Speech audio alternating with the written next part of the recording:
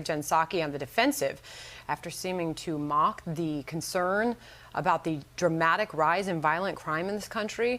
At one point, she appeared to laugh at the issue. We'll get her response to the criticism she's receiving for this.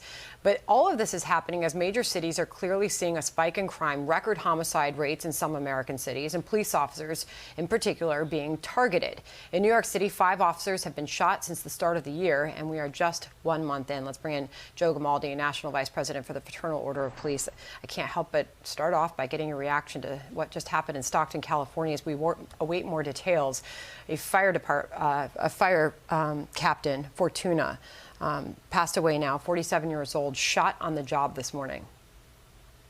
I mean, it's completely heartbreaking. And of course, my thoughts and prayers are with the Stockton Fire Department and that firefighter's family, as now they have to pick up the pieces. But people need to understand that America is an infinitely more dangerous place than it used to be. Last year, we had 15 American cities experience their highest murder rates ever recorded. In 2020, we had over 20,000 homicides in this country. We haven't seen that number since the mid-90s.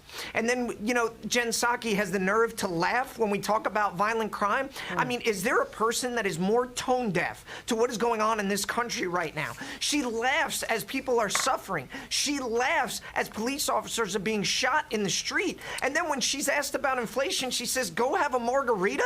I mean, we can't even find the ingredients for a margarita on the shelves right now. Or take a kickboxing class? Are you kidding me? People don't even have the money to feed their families, and you're suggesting that? I mean, it just boggles the mind what this administration is focusing on, and they might be the most tone-deaf administration we've seen in decades.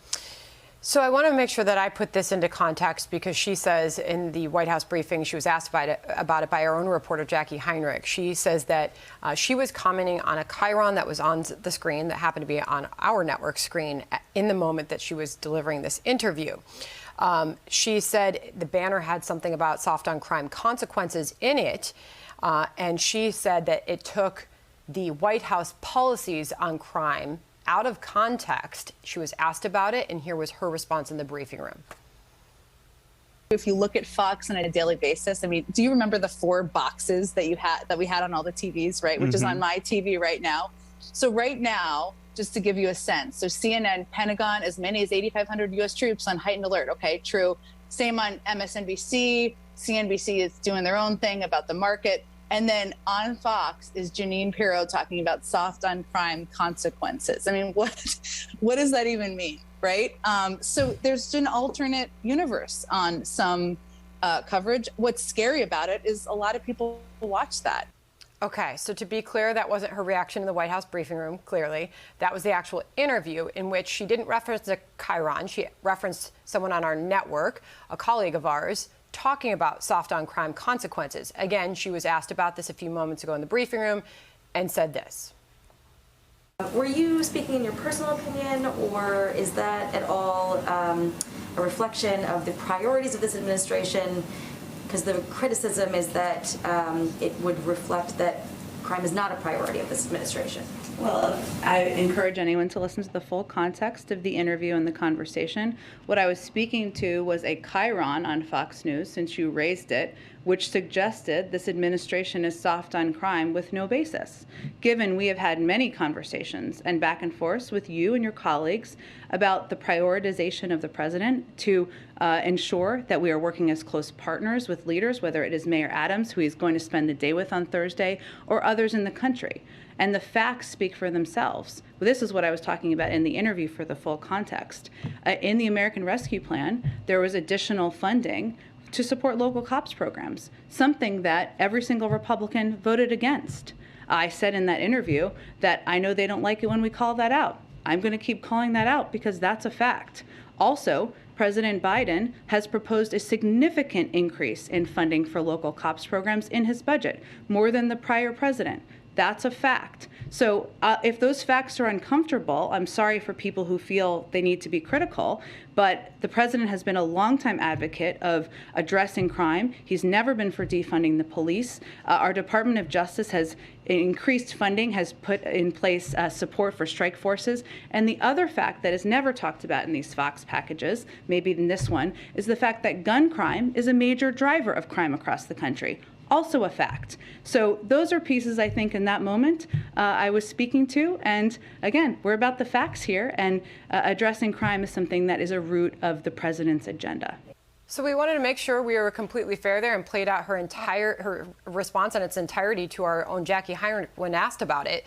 But to question a discussion on soft on crime policies in a moment where we are still grieving the loss of that police officer here in New York, where we just watched the funeral at St. Patrick's, where his widow cried at the church, calling out the policies of the far left DA in this city for his soft on crime policies that are leading to a surge in crime in this city.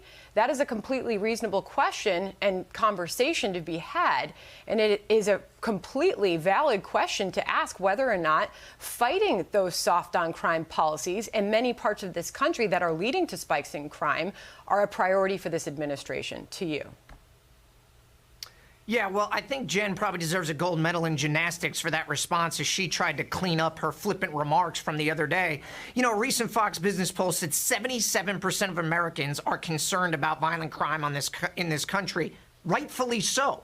We are seeing police officers shot left and right. Last year, we had 346 police officers shot, which was a record. This year, we've already had 30 police officers shot this month. The FBI just released a study that said 2021 was the deadliest year for law enforcement intentional homicides in the last 20 years. We should be having a conversation about violent crime in this country every single day. We should be talking about rogue prosecutors and how they let violent criminals out over and over again. We should be talking about the unmitigated disaster that is bail reform. And where is the president? Why isn't President Biden addressing the nation about violent crime? Why has the White House been suspiciously silent as the violence against law enforcement escalates to historic numbers? Where are they? Where is the leadership? So, you know, she can go ahead and just stick to her talking points, but the American public are not stupid. They see right through this. And to your viewers right now, if there are politicians in your community that are still attacking law enforcement during the historic crime rises we're seeing, while we're seeing police officers shot left and right, ask yourselves, truly ask, do they give a damn about your family or the community? Let me stop you, because they don't. Joe, I know we're out of time, but I feel it's very important to get this in here, because it's not us highlighting this. We're hearing from the police officers themselves. One was on Faulkner Focus earlier. This is Edwina Ferguson, a Philadelphia police officer. Listen to this. 23-year-old son killed in a robbery last week. Listen. People look at police and, you know, they hate the police. They don't like cops. But we are human. We are human. They let one seat ruin a whole bunch, but we have feelings, we have families, we have babies, we have children. We're just like you, but we put on a uniform every day to go to work.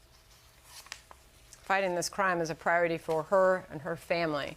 And Joe, we know it is for you as well. Thank you very much for joining us. We'll have you back soon. Thank you.